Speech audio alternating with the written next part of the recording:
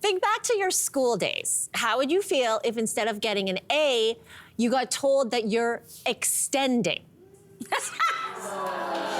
Starting next year, BC students from kindergarten to grade 9 will be assessed as emerging, developing, proficient, and extending instead of getting letter grades. Do we like the idea? I don't think, the audience is kind of weirded out by. I mean, but like, here's the thing. As a parent, I don't really actually pay attention too much to the grades. I'll say that my son is only in grade 4, going into grade 5 next year. But what I do pay close attention to is the description of like how he's doing, right? I think a lot of parents are like this. It's not until later in the grades that I think I'd pay more attention to the academics. Yeah, like high school maybe. But plus, all of it's a bit of a slippery kind of concept. I know I have a close friend, and her son went through the grade school system and high school system and didn't get great grades. Having said that, he is an incredibly successful human being, has an incredible job in the tech world. He just didn't do well in the academic system. So maybe this replacement system, instead of using words like, like A, B, or F, or when we were growing up, it was like, yeah, you were failing something, right? You can kind of think of yourself as like, I'm what is it, emerging? I'm emerging, developing, proficient, and extended. I'm like a butterfly waiting to be figured out. I don't know, there's something about that. It's more hopeful. I think I want to stay open-minded about it, see if it works, but I also hope that they will, if it doesn't work, be able to pivot and change their minds. Like here in Ontario, we students weren't taught cursive writing for a long, long time. And now it's just been realized that, oh, this is a really great skill to have, to be able to cursive write. So they're reintroducing it. So give it a try, see if it works, and then, eat your humble pie if it doesn't, maybe. Do you know what I mean? Bring it back. See? I look at this from two perspectives also as a parent, because Marquesa doesn't get grades at her school. This is their system. So they just have 3 instead of like all 5. It's sort of like emerging, we'll use that, emerging, and then also proficient, and then it's basically accomplished or something like that. So, and I really enjoy it as a parent, but it's also the philosophy of the school.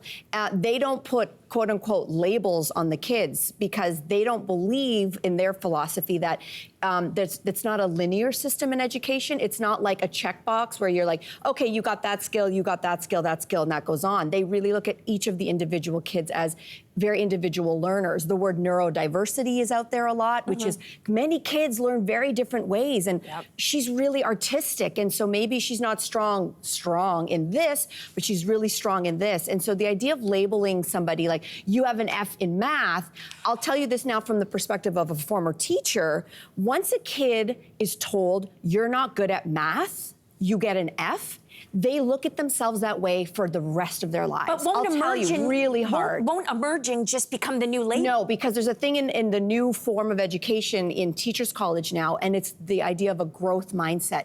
You might not be good at math now, but that doesn't mean you will always be not good at it. We're going to work on it together. And the idea is to get away from, we're going to put kids in silos. You can only do math. You're only good at gym. You're not good at acting or whatever. And I think for kids, they're learning, the way kids learn is so different. It's really different than the way that we were raised. And I think that's probably why a lot of people are having a hard time wrapping their heads around it. I agree. I think that there are many things about the education system that are flawed, and that's why they're trying to introduce new things. And to your point, trying it is good. Maybe it's because I'm stuck in the old school system. I can't really envision this application because you still have to develop a standard. Like if a student is called developing in relationship to whom? Yeah. You're still operating on a scale. You still need to develop a curve. I don't know if I'm describing myself properly, but like when you decide whether or not a student gets a B, typically it's a B because at a certain point of the learning, you should have achieved this in accordance to the majority of the other students, right? Yeah.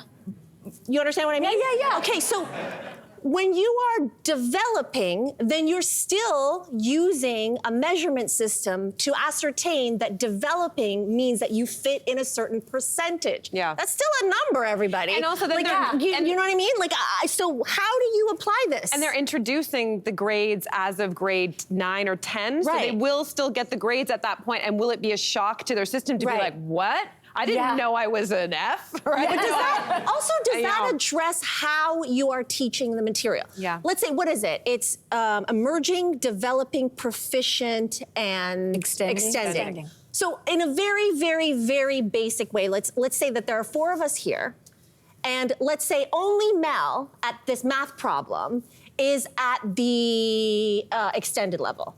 The rest of us are emerging. Yeah. Is it that we're emerging, or is that she's exceptional and the way it's being taught is not good enough to get us to proficient? Yeah. Yeah. Those are good questions. To me, that is like I want to know whether or not these standards that they are reintroducing or introducing anew actually are having an impact on the way things are taught. Yes. Because ultimately, if if the way things are taught is not efficient, then it doesn't matter if it's an A, B, an efficient, lovely, fancy, amazing, whatever word you want to use. Yeah. So anyway, so many questions, but yes, I love that they're throwing things against the wall. And Yes. Thanks for watching. We've got lots more discussion and debates on everything from food and fashion to pop culture and current events. Don't forget to click like and subscribe.